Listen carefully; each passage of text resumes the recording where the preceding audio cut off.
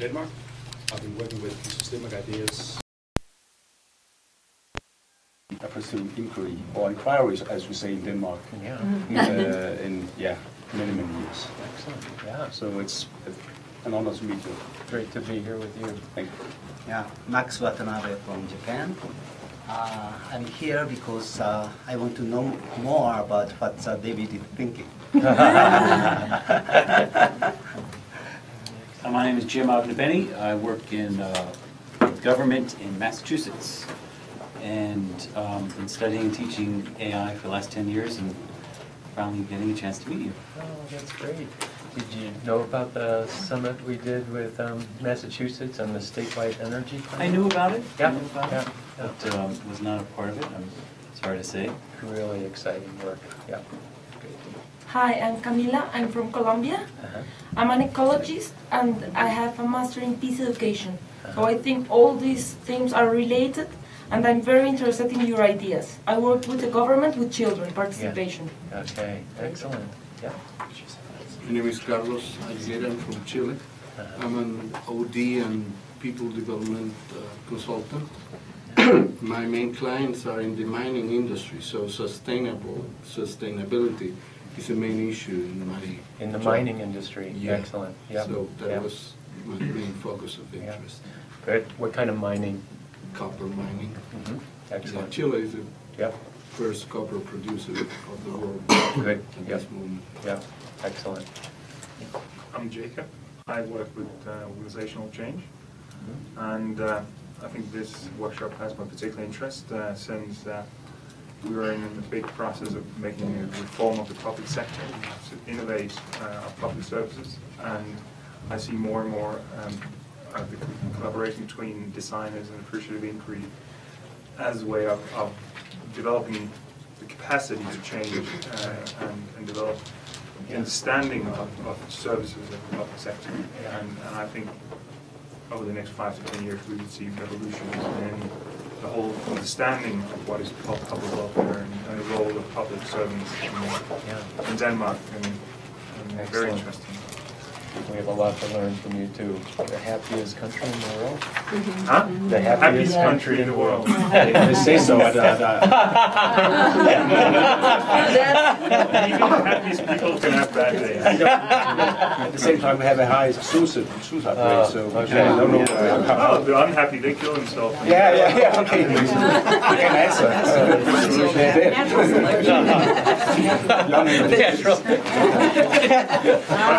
But anyway, I think on the appreciative inquiry, that is very well developed in Denmark. Lots going on. Really been implemented all over. It's even been written into the public curriculum of management education. That if you want to become a public servant, you have to train appreciative inquiry in the way you work with processes and That's change. very interesting. And so I this didn't know means that. that thousands and thousands of leaders every year go through appreciative leadership training. Wow. All social workers, Social workers. teachers, Teachers? pedagogues. Wow. All Wow. over. Well, that's exciting. There's so Hundreds much of thousands potential. of people have been going through training. Yeah.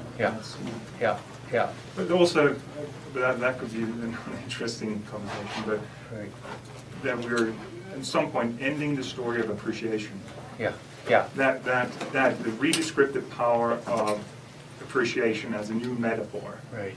is kind of ending, because everybody take that for granted. So there's nothing new to appreciation because everybody expected and anticipated that to be the approach. Okay. So what do you call it then?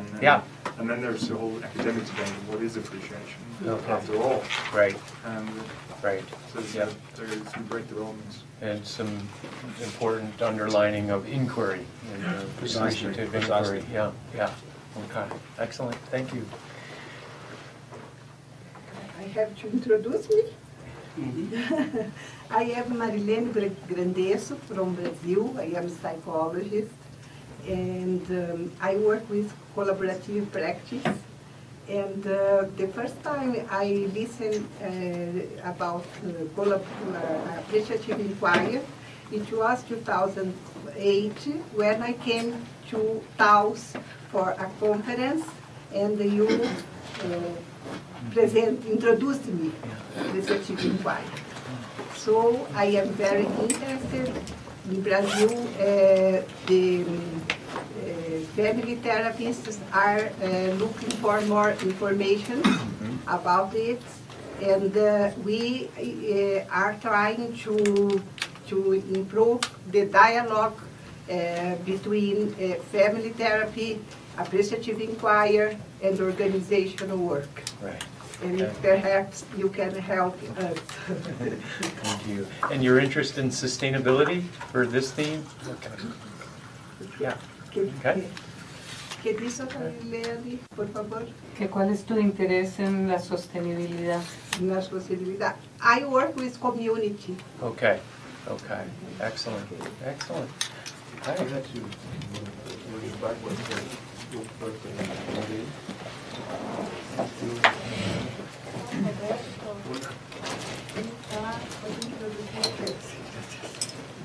El grupo y rodar.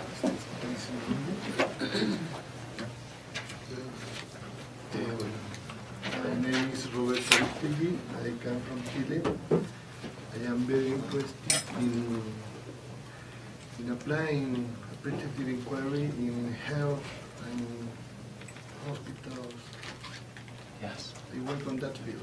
Excellent. Excellent. Okay. Good. I'm starting to review and reflect why I'm here. Sustainability, going beyond, when we talk about learning organizations or we talk about businesses, this sustainability of usefulness to the employees, to the community. Yeah, I think that sustainability in learning and adapting and being and accepting the people that are on the margins that stimulate change, and that's what our cultural artists do always. And I've gone through hell and back in the last 7 years, I think, in a large organization that now everybody has to be trained in a half a day training of design thinking, and it becomes a template, and it's sad. So we have to be sustainable and honest about our orientation, our heart, and meaning of the words, and accepting differences. And I come with a bad attitude in some ways, I know that. A loving attitude, but I sometimes get in a very bad attitude. And I come with a background as an artist. I think I'm always an artist, but I have engineering degrees to computer vision and business degrees. So I come from the now working a long time in high tech and business, and people come first. And to see a large enterprise software company impose a standard process on people working who now can't adapt and then have to go behind the scenes to use their Excel or whatever just to live and continue to do their work and be creative, because this onslaught of a enterprise software, now I'm doing the extreme, of course, there's some real positive things, but this isn't voiced. That's a globalization. That is also cultural infiltration. That is people not allowing to be creative knowledge workers that they are, and altruistic and sharing and giving, performance reviews and measures and software that is only built on the individual. I mean, the loss of potential in corporations is amazing. And I've gotten to see this at a very, very high level in large corporations, and work with startups. And so my thing is about the sustainability, the congruence of the culture you want to create with the legal structure, with the economics. And we have to think about our economics differently. And we already have it, it's here. So it's how you bring it to fore, and that's why I'm here. So. We had a couple of people came in. Yeah, should we jump back to them? Continue and go back. Yeah. Sure, we can come back. Please continue. My name is Teresa. I think my story about how I got here is way too long. So I'll read it. Right now, I'm doing organizational development. I work for a small nonprofit cooperative development center. So we work with co-ops. So I'm really interested in the whole sustainability design. A lot of people who come to us are interested in sustainability models. And just the idea of people coming together to design something, to create something new, is what I'm interested in, the conversation and all the knowledge and stuff I can get from everybody in this room. So that's Thank you, Teresa. Yeah. Hi, I'm Jody Jacobson. I'm here from Madison, Wisconsin. Yay! That's the first time I've heard that. I feel better. I love Madison too. I do too. Madison, yeah. I'm an organizational change consultant and coach and teacher. My practice is rooted really in systems thinking and appreciative inquiry and social construction, sort of in that order is how I came to things. And I'm originally a biologist, so the issue of sustainability has always been top of mind. And I would say, well, lately I've been working a lot with, in education. I've done a lot of work with university schools of education with appreciative inquiry, and currently with a lot of school boards and superintendents, so there's big sustainability issues there. And I also work with second stage startups so that we can create a culture that is sustainable where people can fully be productive and contribute. So just really excited to be here to hear what you have to say and to be in the presence of the people we attract to your sessions. Excellent. Thank you, Jody. Yeah. My name is Anne Anthony. I am a consultant and coach in organizational learning. And for the last 8 years, I've also been working for the Department of Health in the state of New Mexico. I am a native New Mexican. And after hearing Buck speak this morning, I knew I had to be here because I am from Bloomfield, which is on the outer edge of his wingspan, as he described it. Yeah. It's not my wingspan. The wingspan. It's Northern New Mexico wingspan. Yes. And I was born and reared in Raccoon, which is on the other end of the wingspan. So I'm supposed to be here. Thank you. Yeah. I'm Tom. I'm from Austin, Texas. I manage the corporate learning and organizational development function of a small nonprofit, and we are having to reinvent ourselves. Right. So we need to do that appreciatively and sustainably. That's great. And I'm Keith, and I'm a Taos PhD student. Jackie Stavros is my advisor, and her instructions to me was to pay attention. That's great. Give her a big hug. Yeah. I'm Peter. I'm an OD consultant from Belgium. Also an AI practitioner in education and organizations. And through the last years, I got more and more intrigued by the design phase of AI, especially when it comes to sustainability. So that's why I'm here. Excellent. Yep. I'm Kristen Bodiford, and I'm also going to be bringing in some folks from the online space. Maria and I will both be doing that.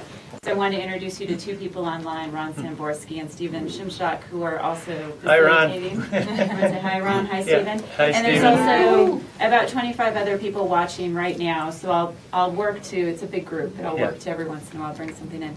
I work in communities around issues of social justice. A lot of work right now around violence, trauma, and restorative practices. And I first was introduced to AI when David, a long time ago, said, "Are you familiar with Ken Gergen?" And I said, "Who?" And so that led me into social construction and then getting my doctorate through the Tilburg program. Happy to be here. I'm Joe Kane. I work with Molson Coors Brewing Company up in Denver. And have the privilege of being one of the first graduates out of the new positive master's program that David put together at CASE. So that was my introduction to AI, and I've used it quite a lot in the company now I'm planning my next 30 years, and who knows, maybe I'll be in New Mexico a lot.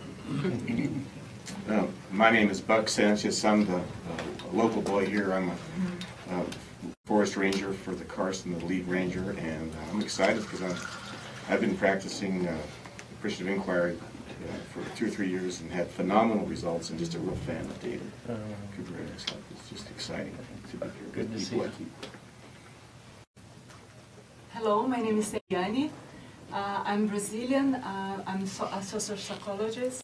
I used to work with healthcare and community building back in Brazil. And now I live in the Netherlands, and I'm working in a master's called Imagineering, which is a design approach in which we try to do business innovation from the experience perspective. Okay. And we use appreciative inquiry. We have Soren Kaplan coming every year to teach us. We have Danielle Zande. And we try to talk about how can we design for sustainable business, but also as a psychologist, I'm very much interested in how can we design for sustainable conversations. Right. So that's why I'm here.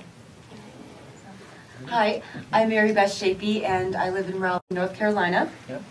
And I'm an OD consultant and coach, and my focus is appreciative inquiry. So I'm excited to hear what David has to say today. Hi everyone, I'm Linda Berardi. I'm an HR OD consultant. I have my own business, and I'm also a consulting partner with Corporation for Positive Change. And I came to know appreciative inquiry in my graduate work, and wanted a program about how I could get certified in a leadership approach that matched my management style. And I thought back to graduate school and I said, appreciative inquiry, that was it.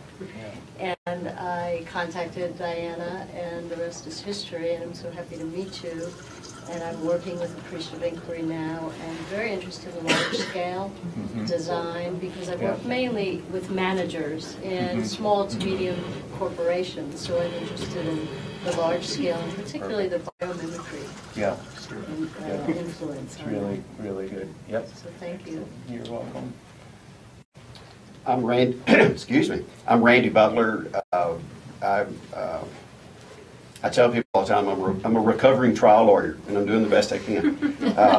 But since 1995, I've been pretty much a full-time in a practice of conflict transformation, peacemaking, peace building, and lead a nonprofit that does a good bit of work in post-conflict societies. The Institute for Sustainable Peace. So when I heard sustainability, and then I read the description, and I'm pretty sure I saw the peace word in there. I thought, okay, I would be in real trouble if I didn't come and participate. So I'm really looking forward to it. And you and I first met at the AI Design Summit for the National Peace Academy. Yep, that was great. It was awesome. It was really good. And I love the story there that's unfolding. And there were a couple other people. Yeah, I'm Laura Hyatt, and I'm a professor and the director of an organizational leadership program at the University of Laverne, doctoral program, and we teach AI. Okay. And first learned AI from Ashley Jane. Okay, excellent. So sorry. Great teacher. Yeah, amazing. Isn't she? Anyway, and I'm pleased to meet you. I've been wanting to for a long time. My name is Jeanette Samper. I'm from Bogota, Colombia. I'm very familiar with appreciative inquiry from a therapy point of view and also from a teaching point of view.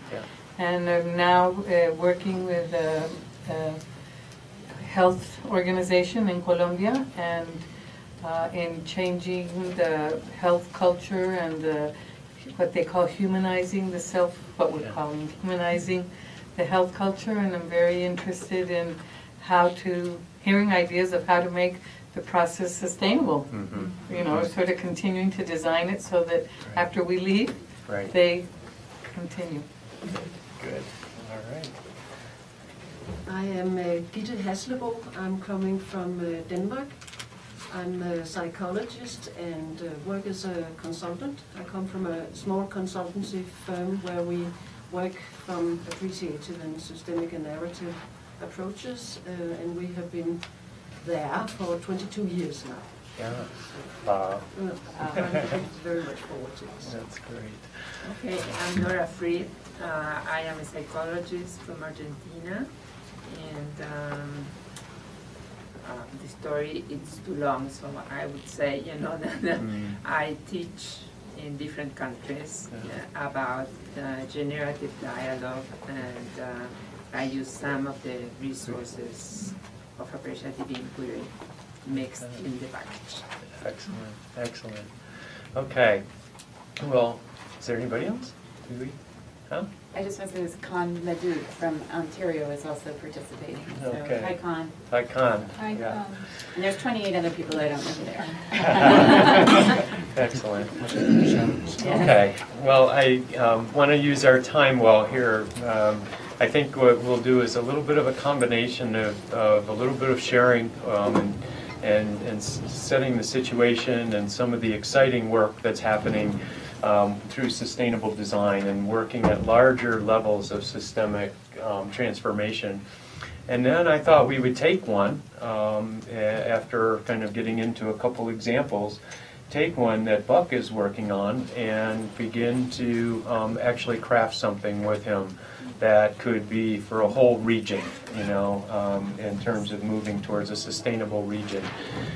So if that sounds okay to you, then what I think I'll do is share a little bit and then invite Buck to share some context to the situation here.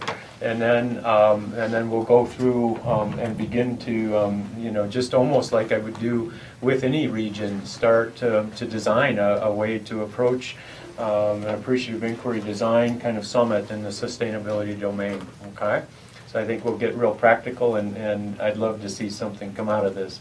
So. I'm I'm the faculty chair of the Fowler Center for Sustainable Value at Case Western Reserve, and what we're noticing is that one of the most important awakenings happening around the world is this desire to create a sustainable economy and ecology, sustainable communities, sustainable organizations. And the real question is, how do you go about doing that? There's no question in my mind that the language of sustainability, obviously has many definitions and many different concepts behind it, but there's an urge. I think Paul Hawken wrote a book called Blessed Unrest, and he says this urge to create a sustainable world in harmony with the planet, an economy that serves people and society and helps build a flourishing nature, that is one of the largest urges in human history, and it's bubbling up everywhere. He calls it blessed unrest. And I see the same thing happening in the business world in particular. Obviously, we know it's happening at the grassroots and in communities and so on, but I see it happening in the economy in such a strong way. I think it's the biggest thing to come into the field of management and leadership in, the last 30 years, quite honestly.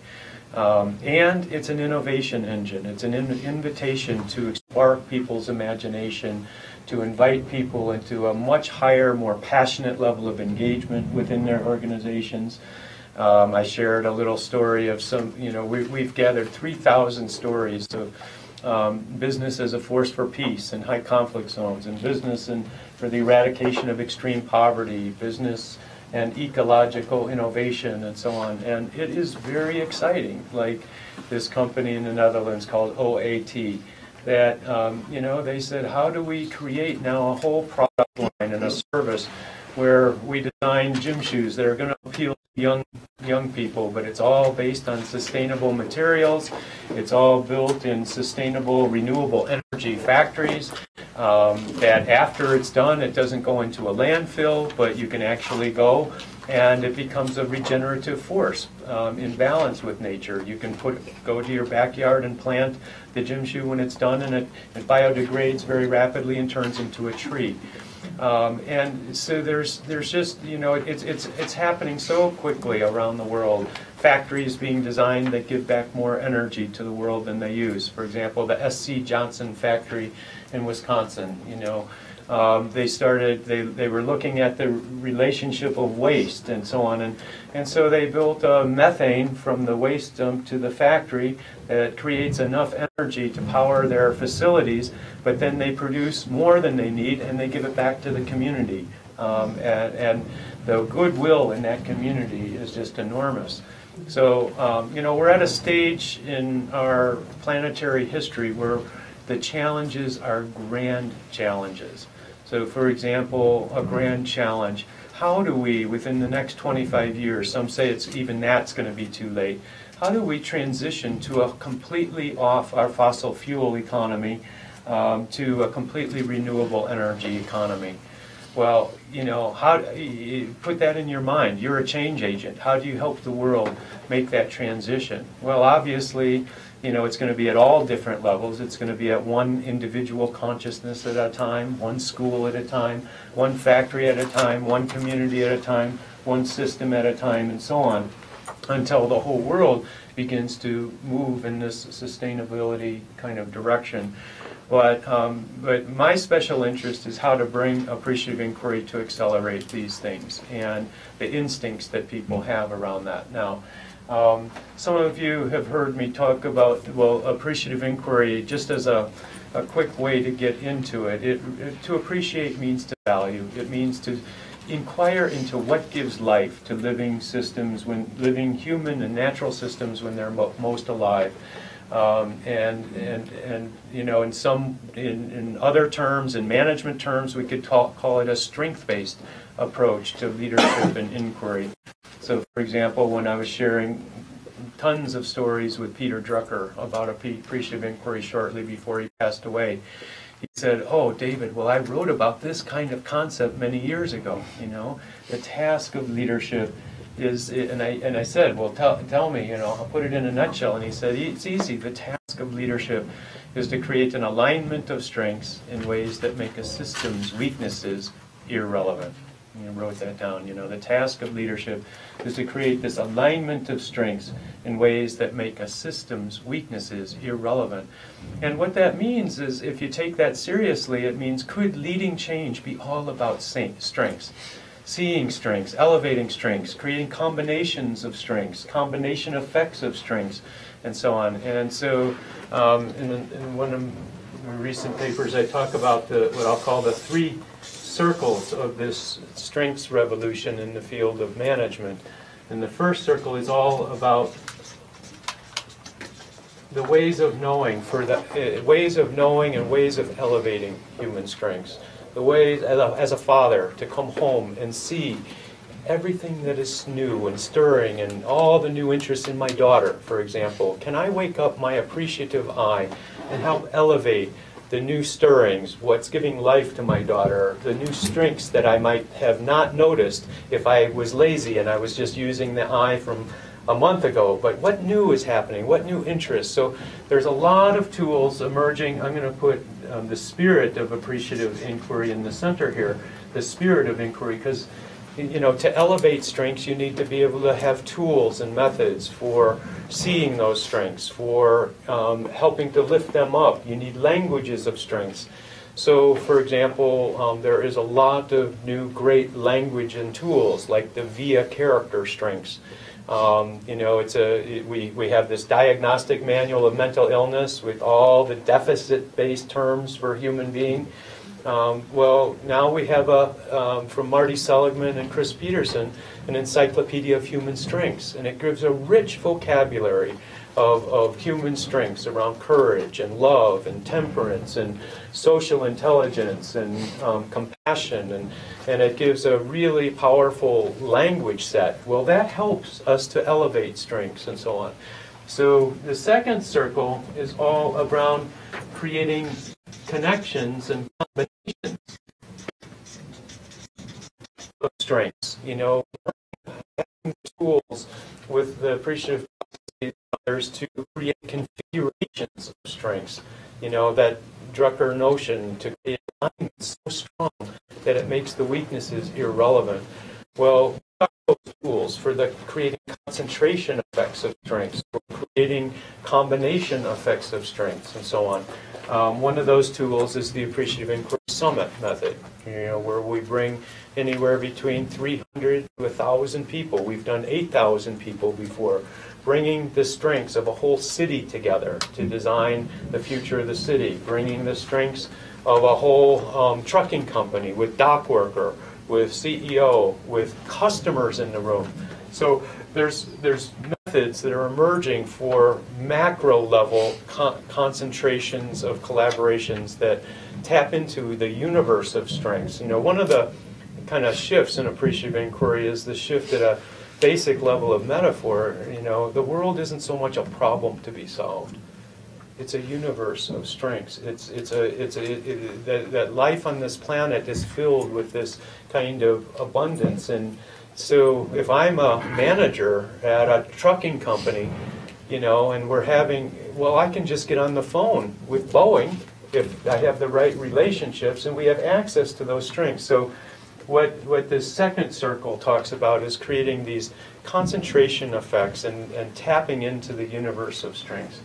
And then the third is where we build institutions, and I call it positive institutions. Institutions that not only elevate our highest human strengths and capacities and stories and rich resources for building the future, not only elevate all of that stuff, not only know how to magnify it within its own boundaries and create concentration effects and planning methods with 300 to 500 people in the room that bring every level and every silo and so on, but now the design of positive institutions that bring those higher human strengths into society on a consistent basis.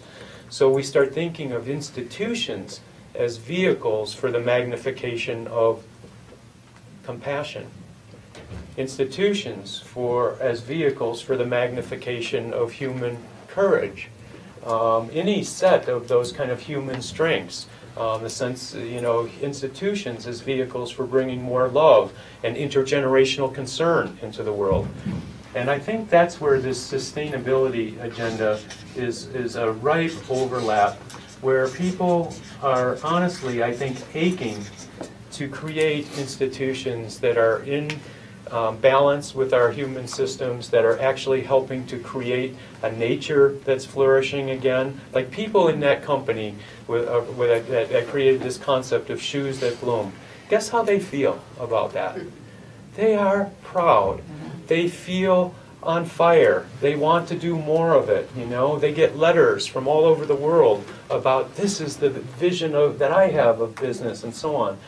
And so anyway. I'm increasingly intrigued by how is it now that we go about dealing with these systemic level issues of collective action that are so hard to accomplish. Think about this transition, Jeremy Rifkin calls it, towards a third industrial revolution. Every major age in industrial age kind of emerges with a combination of things, a combination of some kind of new energy form, like the steam engine and coal and so on, and then some kind of new communication form, like the typing and printing. Well, what he's arguing is today we have that combination effect beginning to happen through the internet and through renewable energy. And the potential of a long-term vision is to create a society that gets off of fossil fuels completely, and through smart grid capabilities that every home could be a producer of completely clean energy.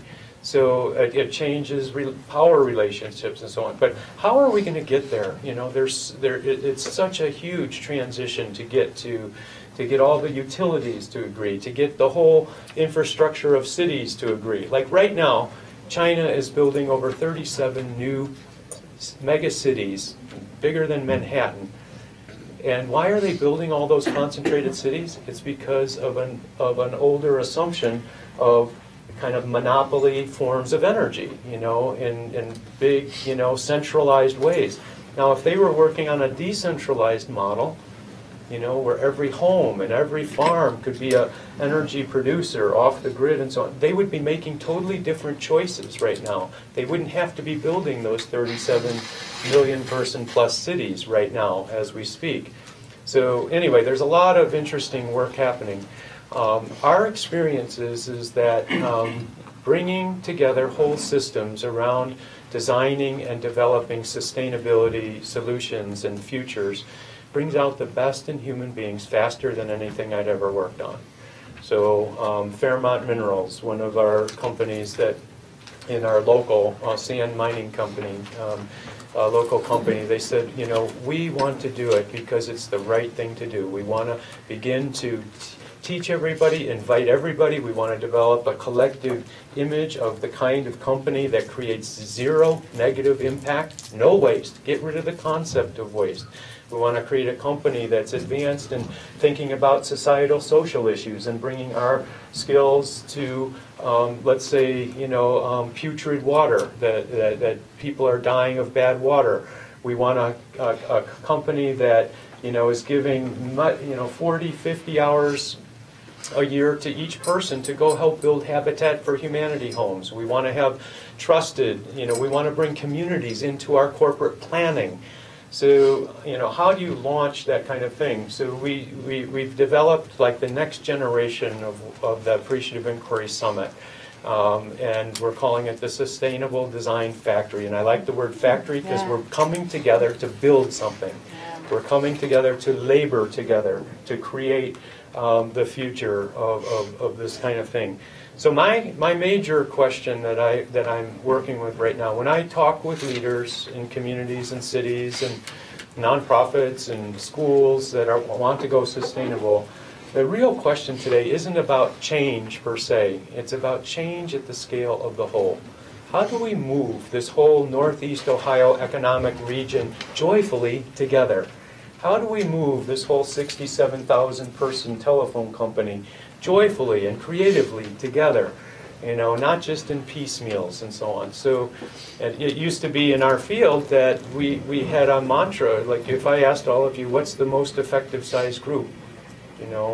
What's the common answer? 6 to 8 people. Yeah, 6 to 8 people. And I have a handbook of small group research with 1,200 studies that confirms that from years ago. And that's how our field, my field of organization development started, was how to work with teams and small groups and so on. And so almost all of our management methods unfold from that assumption that the most effective size group is 6 to 8 people. We have 6 to 8 people at the top, do the strategic planning, and then what? The communication rollout to everybody else.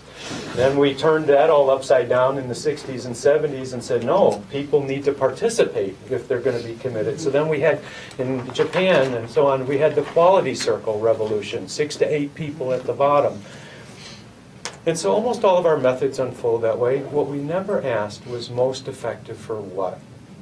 If it's most effective to tap into the collective wisdom of the whole, could it be that 500 people designing the future could be more effective than one group of 6 to 8, slowly handing off their ideas to another 6 to 8, slowly handing their ideas? You know what I'm saying?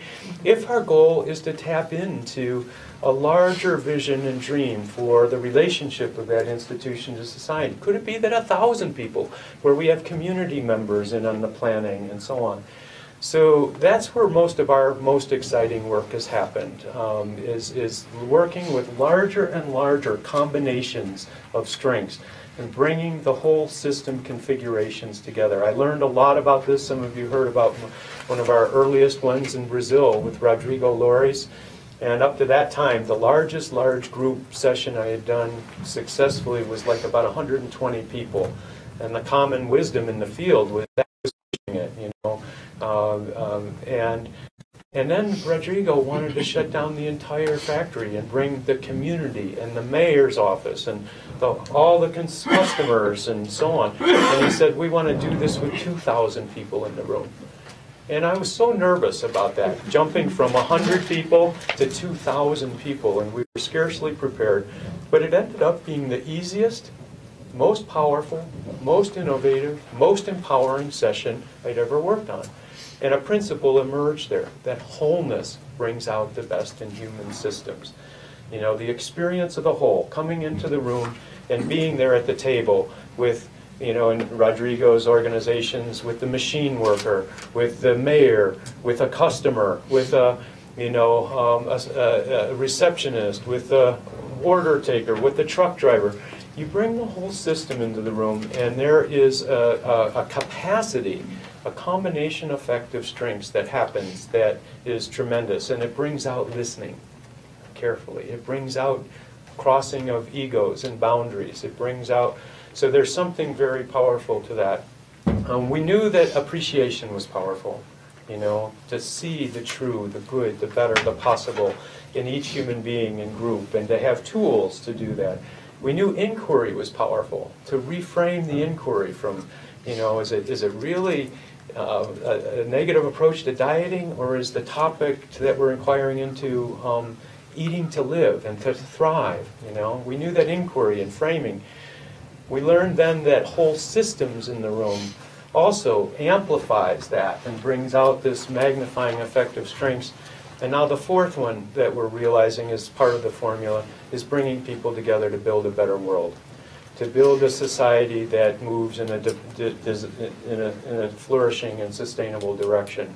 Some recent examples of this, and the work is getting really daring, but it's so easy because of these factors that help bring out the best in human conversation and dialogue. So Fairmont Minerals is one. I just shared that one. What happened with that? They brought all 350 people, from sand loader operator to customers to NGOs that protest their work to the whole system into the room to start designing and imagining and dreaming about a company that's completely in balance with communities, completely in balance, and helping to create flourishing communities and a flourishing planet. So what do? In the 4D cycle, more and more, we're really working towards developing, coming out of a session like that, with designing the real prototype first stages of the initiative. So typically in a summit like that, they'll come out with 12 to 20 major projects. In this case, one of them, an employee group presented a model of their sand water filter that would be less than $10, no moving parts, could be used in developing countries where can be used for help. And they are so proud of that. It's being worked at now in 44 countries. Another group, they started saying, okay, well, there's so much, you know, we have the big heavy equipment doing the sand mining. A lot of that produces a lot of carbon intensive kind of work and so on. How can we begin to deal with that? And somebody says, okay, let's design a new model of fuel efficiency. And they said, well, how are we going to do that? So when they uncover sand and then it gets used in factories and so on, it's called spent and it's done, and it just gets pushed away into landfills. And one of the engineers said, you know, I just read an article that could help grow a higher yield of biomass. And then someone else said, well, most of our facilities and sand mines are near farms. You know, what if we develop partnerships with the farms and we bring that spent sand and it helps grow higher yield of biomass? And then someone else said, well, then we can have that translated to biofuels to power our tractors. Anyway, within 2 years after our work with them, they become the number one corporate citizen in America.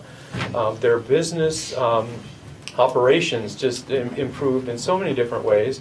The empowerment of the system just skyrocketed.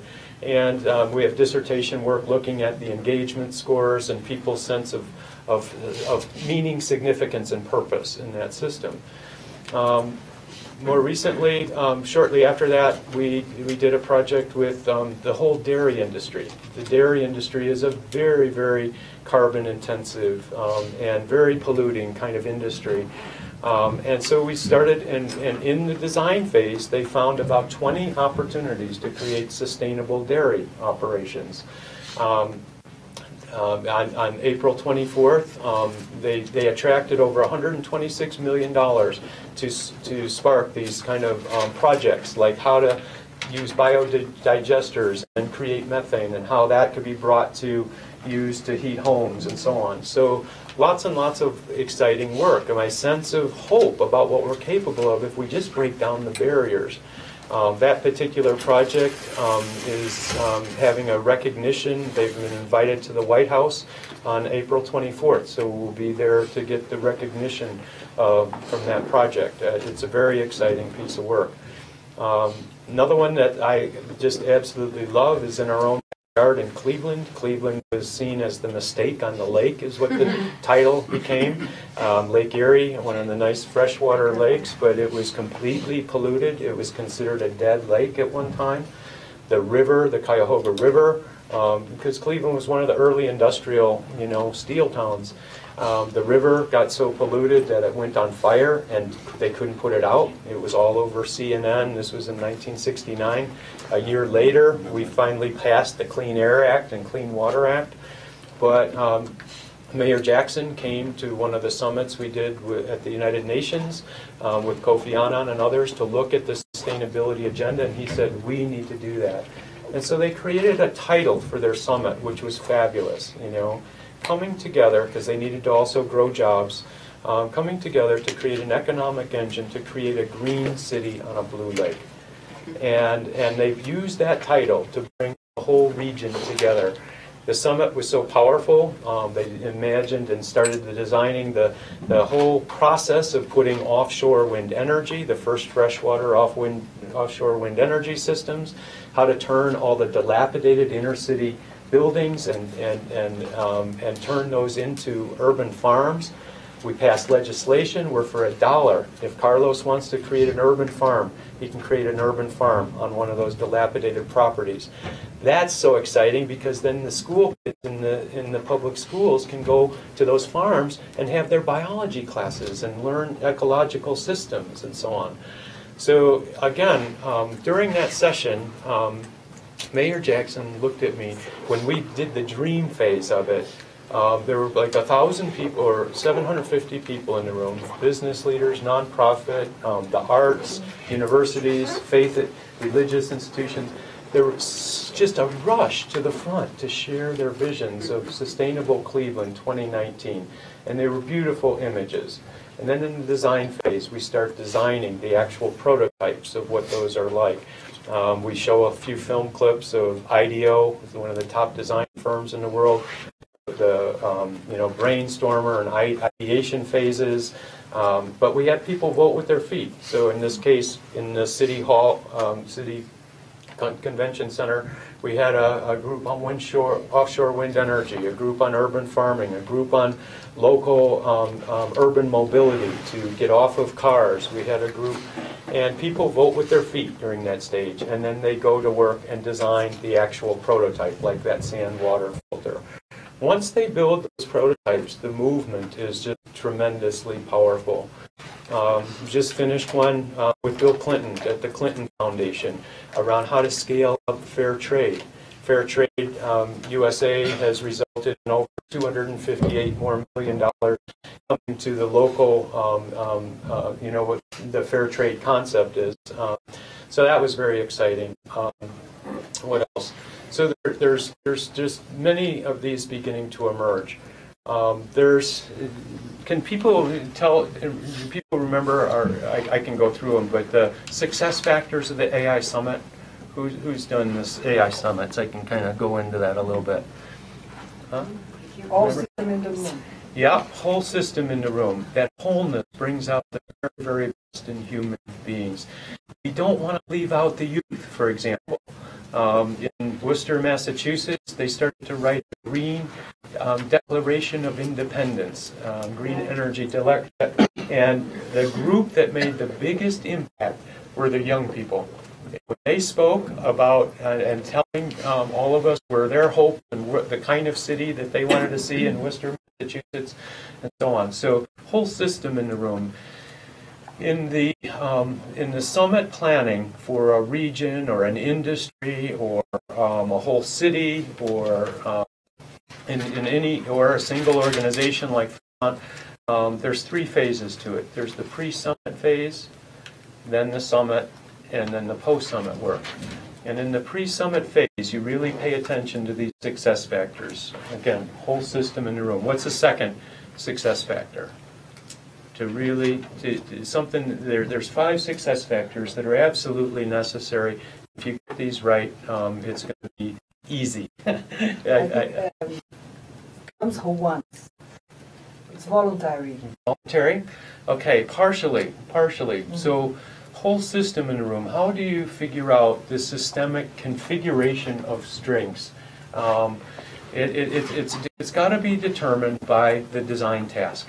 What is it that we're coming together to design and to do? So if our design task is to create a green city on a blue lake, an economic engine for a green city on a blue lake, who would you want to have there? You know, map the stakeholders. Which stakeholders would you want there? You know, yeah. You would start mapping that. You'd say, well, if it's going to have some economics behind it, we need some business leaders.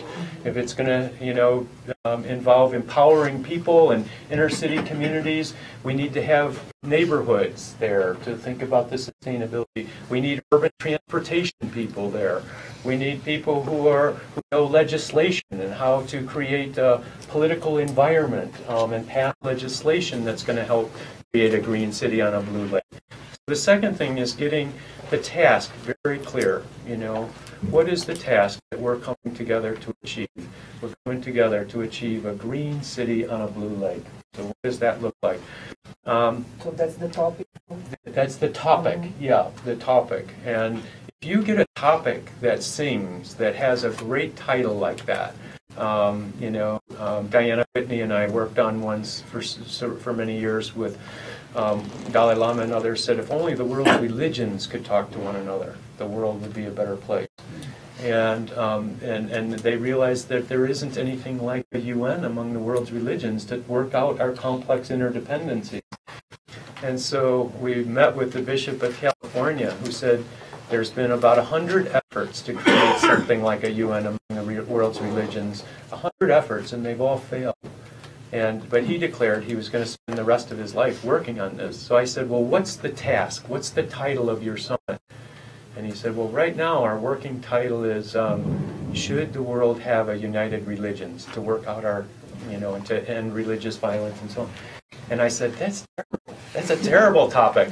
You know, I said, that's just inviting a 51-49 debate. Isn't it? Should we have? And I said, you already declared that you're going to spend the rest of your life working on this. How about a different task or a different title? A time for action. Coming together to design the charter for a worldwide United Religions initiative.